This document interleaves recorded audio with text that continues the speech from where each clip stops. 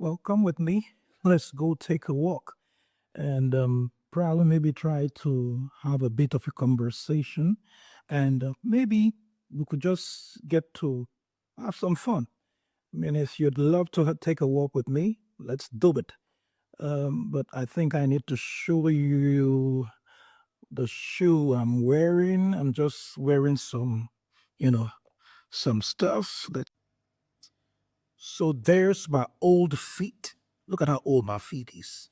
You know, going to take this walk. Beautiful walk. You think so? I think my legs still look good. Or does it look bad and ugly? Anyways, let's go take this walk and see how it goes.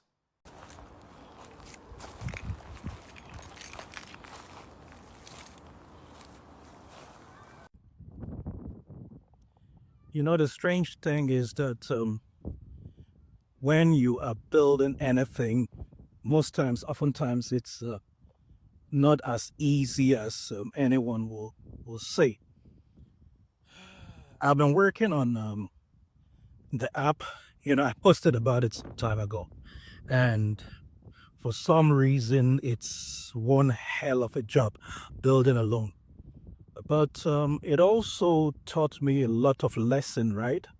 And it opened my mind to the ability to really build and what's a possibility and what's not.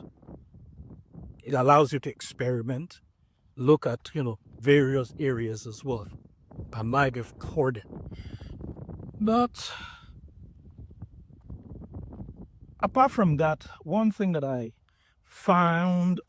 did find interesting is that I was alone, building it alone, with no one else assisting me.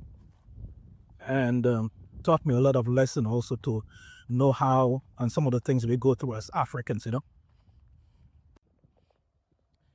So one thing that I find fascinating about our continent is that we tend to really use most stuff, from the West. And the reality of it is that once maybe there is a sanction or anything, it changes everything. And so when I set out to build, Kilima Hub, I'm just talking about Kilima Hub now.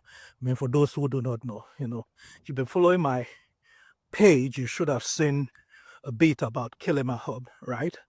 So when I did set out to begin to build it, I did know that there were going to be a lot of challenges. One, a couple of people that I approached, I wanted them to do it for us to build together, and many of them turned it down, And that's a sad reality of how it is, when you have an idea wanted to build on, on the continent of Africa. And one of the things that it taught me as well was that I later realized as well that a lot of people, and don't get me wrong, there's nothing wrong with this. A lot of people would prefer to move to America where everything is easy. When you move from one spot to the other, you get whatever that you want. But in Africa, you tend to kind of gradually get to meet, people, to work with them, to see if you're at the same level. And oftentimes, we sound that you get down and then everybody gets money. But the thing is that there are so many opportunities on this continent, and the reality of it is that a lot of us are not saying it, right? A lot of us are kind of taken aback by what goes on in the West. So the West is kind of we just decide to just pack up our bags and leave and then go there. And then who's going to build Africa? And later tomorrow, you hear people talking about how, they want us to be free, how they also want us to gain, traction.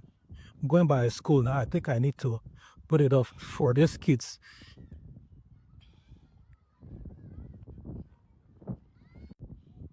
Sorry about that. I was going by a school, so I didn't want to disturb, the kids. So one thing that I, really, I'm really taken aback by is the ability to, for us to really put things together, on the continent, for the continent as well. The reality is that I do know that, funding, as it were, for so many lists, working on this kind of project is so much. And it can be very challenging.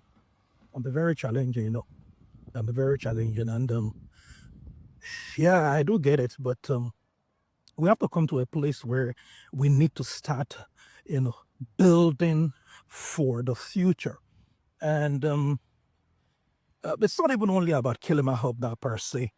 And one thing also that you will find very fascinating and interesting is that despite the opportunities, despite all of the possibilities that are available on the continent, as it were, you will find the fact that, not a lot of people will support, you try to build something that will really, work in the way, that you can make it, work out for the entire populace of the entire, population on the African continent. But I, I think this conversation should be centered around, the 1.5 billion people on the continent of Africa. Huge market, huge market. And what does that number translate to? So I was watching a video a couple of days ago, kind of like a podcast, and a lady in the video was speaking about how, in terms of content, where, Africans get paid $30, for a content. Those living in the US will get paid, about, $100. The difference, I think, I'm not sure if $100 now, but, kind of like more than every other normal African we get paid.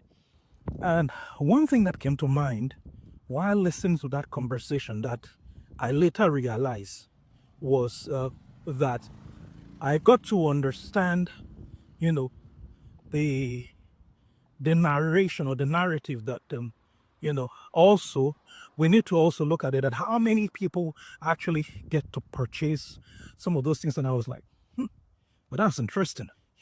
You and I know that as much as, not every African will be kind of like purchasing that type of content or product, but most would, most Africans would. And so we must come to a place where we can really, have a conversation with regards to how to correct some narratives, some of the challenges we have, on the continent. I give you an example. The government, as it were, we blame everything on the government.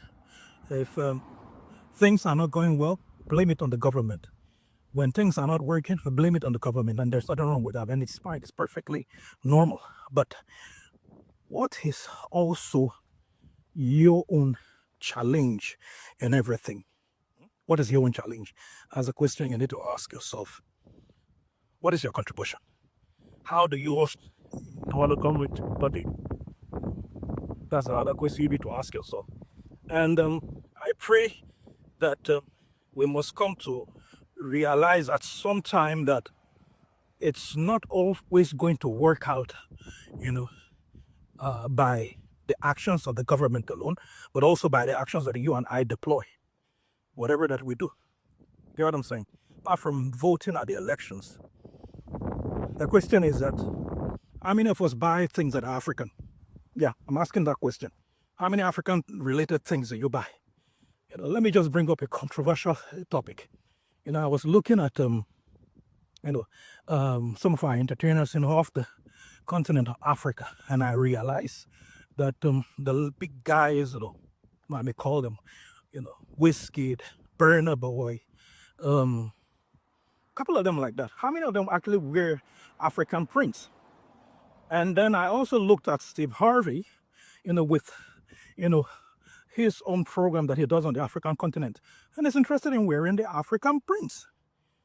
So you must tell me, how do you now take that sort of narrative, or how do you weigh that? Because the issue is that we're supposed to support our own. And I'd love to see African designers. And if you go on the Kilima Hub app, one of the things I also did was a section that I created for fashion, right? Sorry if I'm breathing hard. Taking a walk is not that easy. So I created a section for fashion to cover fashion-related issues. But the reason why I created that is that we have some of the most beautiful prints, but how many of us get to use it? We have some of the most beautiful, materials. How many of us get to wear them? I'm supposed to even wear one today. But anyways, it's just a rant and a conversation. I do hope you understand. And I do hope you will join me the next time I'm going to have another rant, and have a perfect conversation with you. Well, God bless. See you on the next one.